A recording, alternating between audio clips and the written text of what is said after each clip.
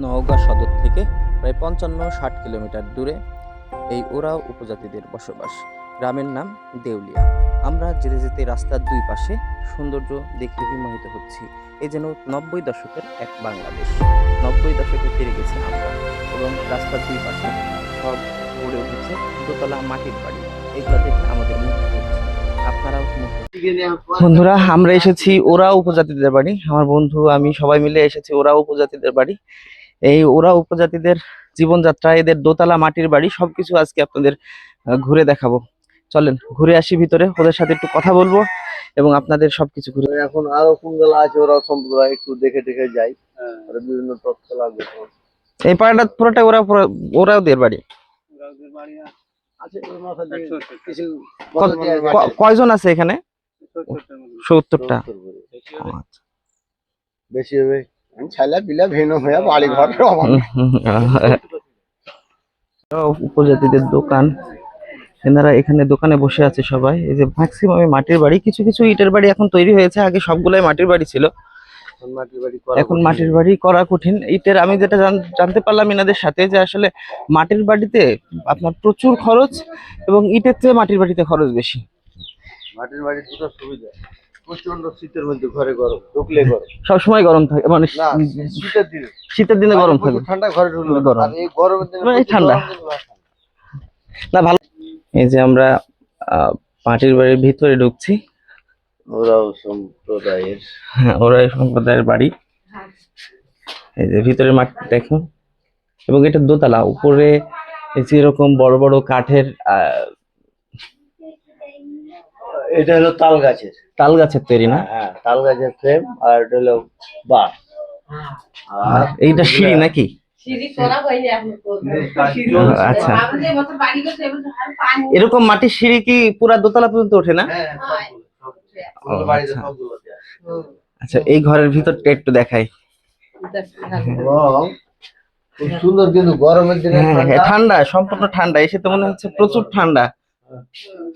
সব বাঁশ আর নিচে কাঠের ওই তালের দেওয়া, ফাড়ি দেওয়া না? বাহ, মানে মাটির যে দোতলা হয়, আমি তো অবাক হয়ে যাচ্ছি।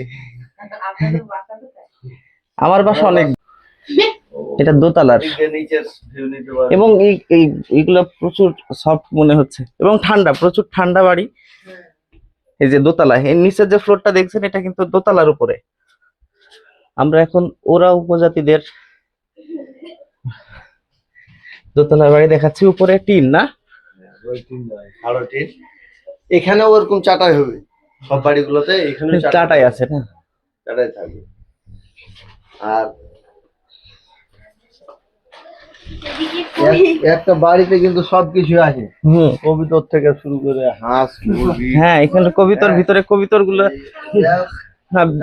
অন্যটা কবিতরের ঘর দেখছি, হাঁস, মুরগি, কবিতর, গরু সবকিছু দেখতে পেলাম এক জায়গায় এসে। বাহ, এই যে কারেন্টের লাইন গুলো করা, এখানে সব আছে। আর এখানে কি কি ধর্ম পালন, তাই না? আর এই যে করেন তো নাকি সন্ধ্যা সকাল এখানে ই করেন না? জি জি জি।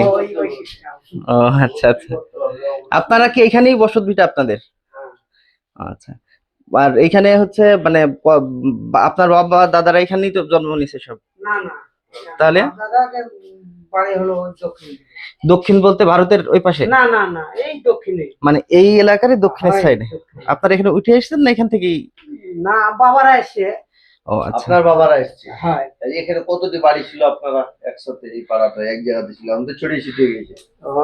ওরাও ছিল কতটি? তাও তাই এখন আগে অতখানি ছিল না, কিন্তু এখন 70-80 বাড়ি। হ্যাঁ, 70-80 ঘর। 70-80 ঘর ওরাও আছে এখানে, তাই তো? ও আচ্ছা আচ্ছা। এরা সবাই কৃষি কাজ করে নাকি? হ্যাঁ, সবাই কৃষি কাজ করে।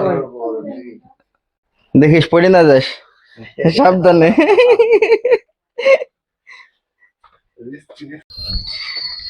আমরা এতক্ষণ ওরাও উপজাতিদের বাড়িঘর আপনাদের দেখালাম, তাদের সাথে কথা বললাম, তাদের জীবনযাত্রা, তাদের মাটির ঘর, দোতলা মাটির ঘর, সবকিছুই আপনাদের সাথে শেয়ার করেছি। আমাদের ভিডিওটি যদি আপনাদের ভালো লাগে, অবশ্যই লাইক, কমেন্ট, শেয়ার করে পাশে থাকবেন। ধন্যবাদ সবাইকে।